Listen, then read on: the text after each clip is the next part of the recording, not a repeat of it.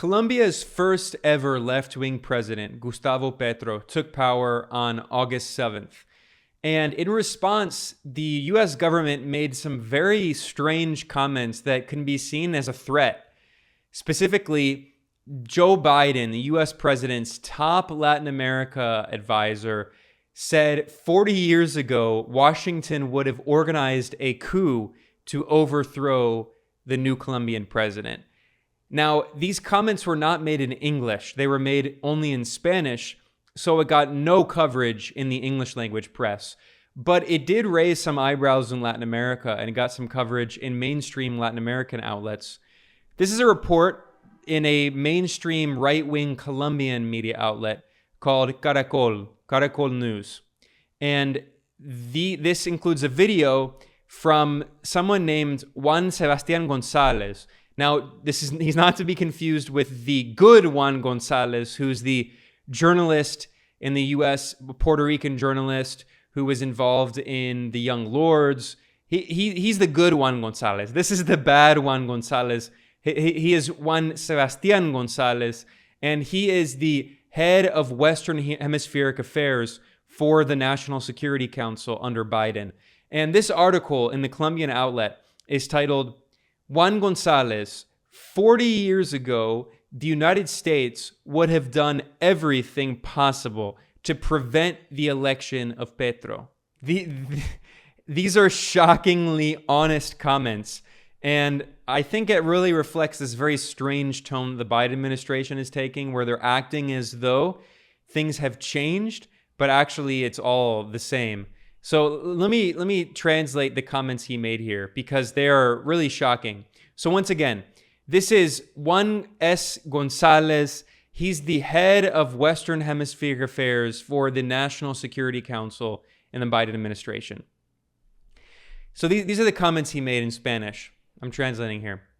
40 years ago, the United States would have done everything possible to prevent the election of Gustavo Petro, and once in power, would have done almost everything possible to sabotage his government. This, again, is Joe Biden's top Latin America advisor saying that the U.S. would have done everything possible to prevent a left-wing president from coming to power in Colombia and done almost everything possible to sabotage his government. And then Juan González continued in these comments that he made, and he's saying, those were the policies of the Cold War that to a certain point today are, for some people, justification from a revisionist perspective to characterize the policy of the United States in the context of a local manifestation of an empire. So that's him criticizing anti-imperialists who refer to the United States as an empire. He's saying, look, we are not an empire. And he's saying, look, these policies have changed. The United States no longer engages in those policies. Of course, that's always what these liberals do. You know, Juan González is a liberal, of course, obviously. He's a Democrat. He was also working for the State Department under Barack Obama and then later worked for the National Security Council under Barack Obama. And when Joe Biden was vice president under Obama, Juan González became his top Latin America advisor. But this guy was deeply involved in supporting the coup in Honduras in 2009, the soft coup against the left-wing Workers' Party in Brazil in 2016. This guy has been involved in coups. This guy has been a supporter of the right wing in the region. I should mention that he himself was born in Colombia. He's from a right-wing Colombian family.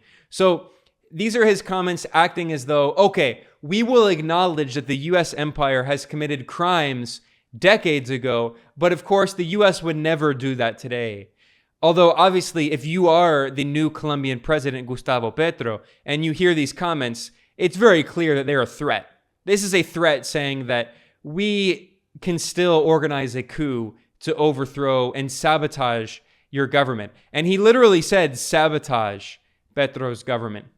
Now, I think this is also funny because it's clearly an attempt by these liberals in the White House and in the State Department to claim that we're not like Trump. we're doing something very different. Although I should mention that Juan González still recognizes Juan Guaidó, the Trump-appointed coup puppet, as fake leader of Venezuela, despite the fact that Guaidó has never won a single vote in a presidential election.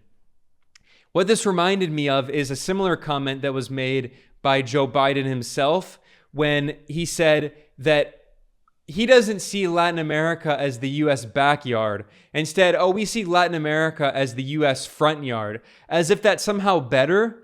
So Trump calls it the backyard, Biden calls Latin America the front yard. It's just different flavors of neocolonialism. I reported on this at multipolarista.com. Here is the video of Biden referring to Latin America as the U.S. imperial front yard.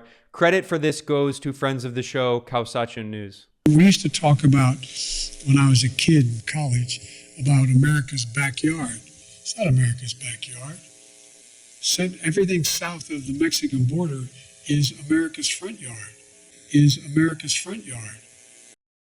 So there you go. That's Joe Biden acting as though calling Latin America the front yard as opposed to the U.S. backyard is somehow really different.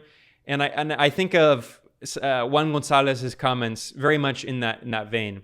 Now, I want to talk very briefly about Gustavo Petro, the new left-wing president of Colombia. For people who are interested in more information about him, I have multiple videos and podcasts interviewing people in Colombia discussing the elections when they were going on earlier this year and the good things and bad things about Petro. I mentioned he's the first ever left-wing president in the history of Colombia, which has always had a right-wing corrupt narco regime, which has basically been a U.S. colony with multiple U.S. military bases. So you have to start somewhere. And although I certainly have criticisms of Petro, he is the first independent leader of Colombia really in decades, if not ever. So that is an important step forward. His vice president, Francia Marquez, is from the Afro-Colombian community. She's a grassroots activist. She's a socialist, a leftist. So it's very interesting. I mean, he only entered office on August 7th, so it's still very much the beginning of his administration.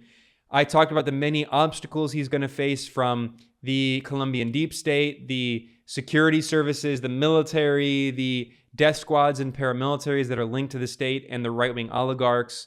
So it's going to be very hard for him. I do have to say, though, that although I was pretty critical of Petro during his campaign because he made so many ridiculous comments condemning Venezuela and Nicaragua, I have to be honest. He just in his first week, he has actually exceeded a lot of people's expectations. He's exceeded my expectations. In fact, there was a vote at the Organization of American States, which is basically a tool of the U.S. government, of the U.S. empire, to serve as U.S. imperial interests in the region.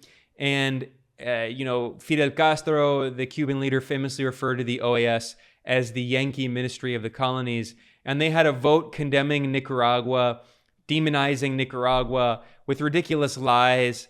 And that OAS vote, to be honest, an impressive thing was that Colombia did not vote.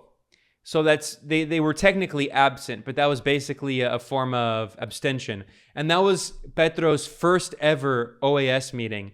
So I think that's a sign of, in the future, the Colombian government is going to have a better foreign policy, more non-aligned foreign policy. Maybe not explicitly anti-imperialist, but at the very least, it's not going to follow orders from the U.S. empire. And even the fake center-left, centrist government in Chile of Gabriel Boric, the anarchist turned pro-imperialist social democrat sellout, his government, of course, voted along with the U.S. empire and the right-wing regimes in the region to condemn Nicaragua. And even the centrist government in Argentina also did. But credit goes to Bolivia, El Salvador, Honduras, and Mexico, which all abstained and refused to condemn Nicaragua at the OAS, this meeting of this U.S. puppet organization. Now, there was also a report that the Venezuelan and Colombian governments are moving forward very quickly to reestablish formal diplomatic relations.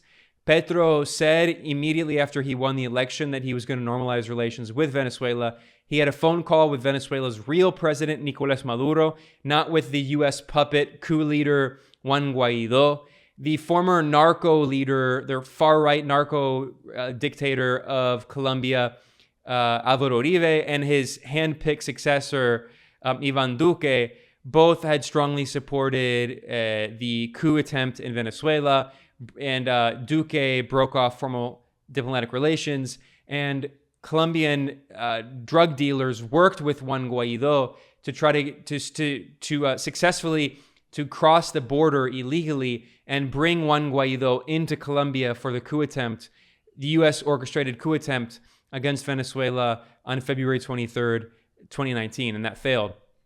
So there's a report at EFE, which is a major Spanish news outlet, about how the parliaments in Venezuela and Colombia are already coordinating to work on reestablishing relations. So, Petro he's fulfilling his promises.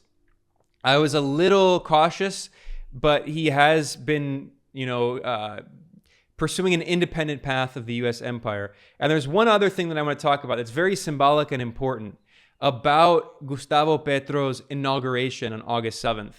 And this is a very important symbolic action that he did that hasn't gotten coverage in English because it's not really understood, but it got some attention in the Spanish language media. And the Colombian right wing blew a gasket. They were so angry about this. Now, at the inauguration of Petro, he did two things that were very interesting and symbolic. One, he demanded that the sword of Simón Bolívar be taken to the inauguration. Now, he had previously asked the far-right president, Iván Duque, the U.S. puppet president, who was in power until August 7th, and Duque only came into power because he stole the 2018 elections by using drug money, stealing the election by buying votes, and this operation was revealed by the Colombian Attorney General, and this operation was overseen by the far-right Colombian narco dictator Álvaro Uribe, who was the real power behind the throne of Duque. And he ordered Uribe, the most powerful politician in Colombia, this right-wing drug lord, a close ally of the U.S., Uribe ordered this Colombian millionaire and drug dealer named Ñeñe Hernández to buy votes with drug money. And that's how Duque came to power, stealing the election from Petro when he participated in the 2018 presidential election. Now, when Duque was president, he refused to allow the sword of Simón Bolívar to be sent to the inauguration of Petro. Now, Bolívar, for people who don't know, is the revolutionary who overthrew the Spanish colonial regime in the 19th century and tried to unify Latin America in modern-day Colombia, Venezuela, Bolivia. In fact, Bolivia is named after Simón Bolívar. And when we talk about the Bolivarian movement, like the Bolivarian Revolution in Venezuela, it's a reference to Simón Bolívar and this attempt to unify Latin America. It's a form of very left-wing revolutionary nationalism, anti-imperialism in Latin America to unify the region.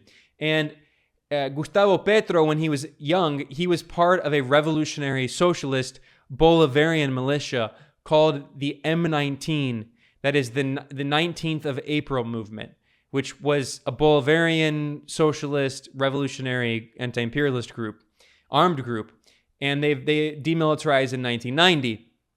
And they claimed to having expropriated the sword of Simón Bolívar from the right-wing Colombian narco regime, the puppet regime of the U.S.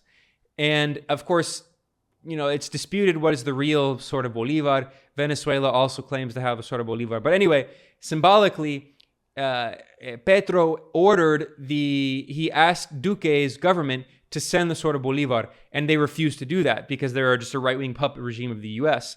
So on Inauguration Day, because he officially had presidential authority, Petro ordered the government to bring the sword of Bolívar to his inauguration. Very symbolic.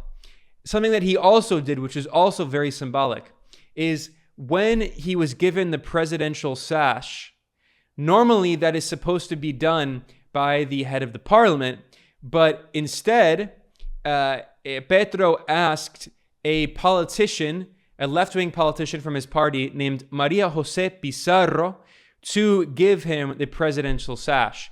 Now, who is Maria José Pizarro? She's not only a member of the Pacto Histórico left-wing party of Petro. That's, if you're watching the video, if you're not listening to the podcast, you can see her. This is her giving him the presidential sash. She is the daughter of the former leader of the M19, that is the socialist anti-imperialist armed movement that Gustavo Petro was part of. Her father was named Carlos Pizarro, and he was the leader of M19. Now, what happened to Carlos Pizarro? He was murdered by the Colombian regime in 1990, back when it was a loyal U.S. puppet regime. And this was revealed by Semana, which is one of the major mainstream right-wing media outlets in Colombia.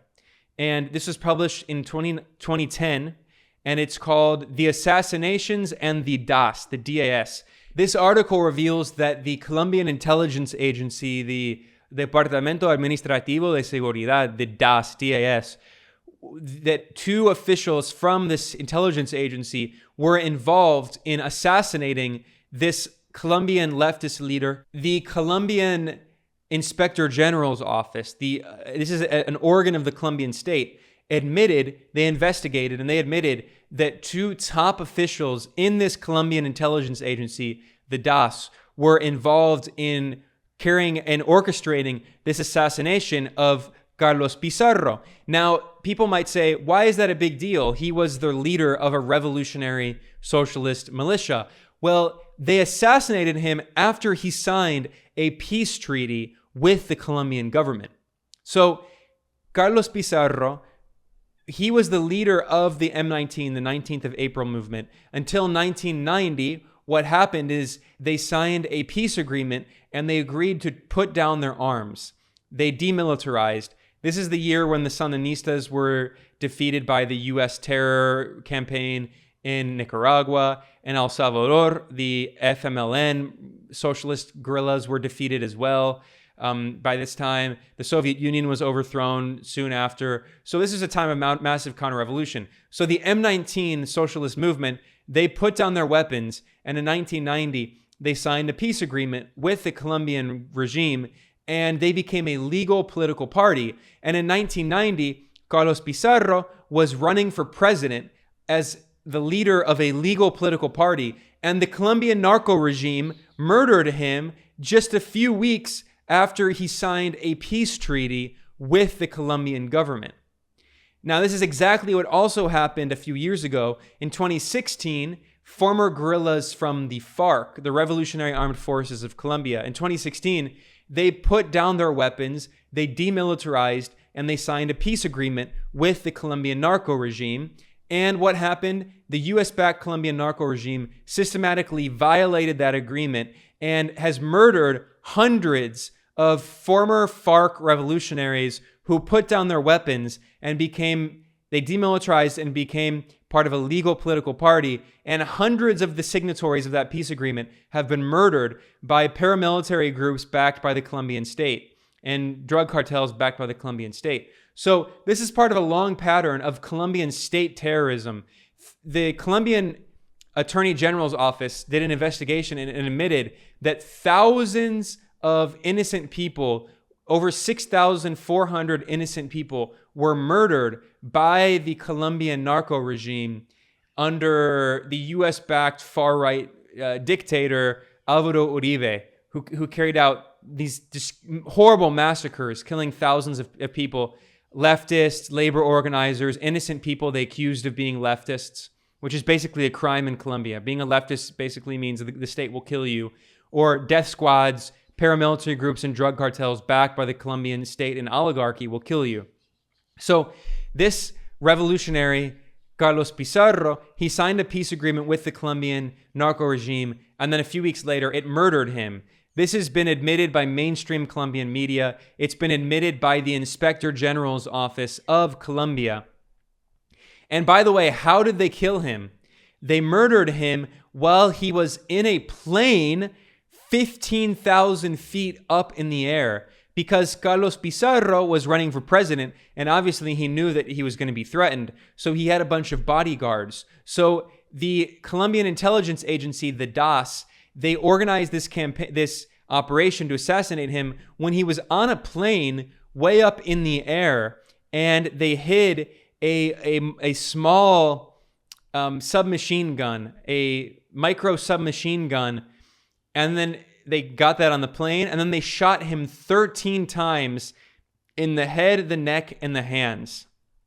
So a horrible, gruesome murder of this Colombian leftist leader who, after he signed a peace agreement with the Colombian regime, and once again, his daughter, Maria Jose Pizarro, she is a politician, a legislator in Colombia, and she was asked by Petro, the daughter of the former leader of the M19 movement, she was asked to put on the presidential sash when he was inaugurated on August 7th. So that was a very symbolic action. I have to give Petro credit. I was very critical of him, but it looks like he still has some of that revolutionary energy, some of that revolutionary politics going back to his roots in the M19 movement. And we'll see how he governs. But it's worth pointing out that this intelligence agency, the DAS, was used by the Uribe regime in order to spy on his political rivals, including journalists, judges, the courts, and human rights activists. So the Colombian state, the Colombian deep state, is brutal, authoritarian, very violent, and they have a long history of assassinating people on the left, assassinating labor leaders and union organizers, assassinating human rights activists, spying on their opponents. So Gustavo Petro is very much up against a lot of obstacles, and it's going to be very hard for him to govern. And then, of course, there is the fact that the U.S. government is not so subtly threatening Petro, saying that 40 years ago, we would have overthrown his government. We would have done everything we can to prevent him from being president. We would have done everything we can to sabotage him. That's what Biden's top Latin America advisor, Juan González, said to the Colombian media. That was clearly a threat to Petro. So certainly I was at first very cautious of Petro. Of course, he's only been in power for a week. We'll see how he governs, but he certainly has a lot of obstacles. There's certainly going to be a lot of threats against him, not only from the brutally violent death squads and drug cartels and very rich multimillionaire Colombian oligarchy, but also from the U.S. government itself.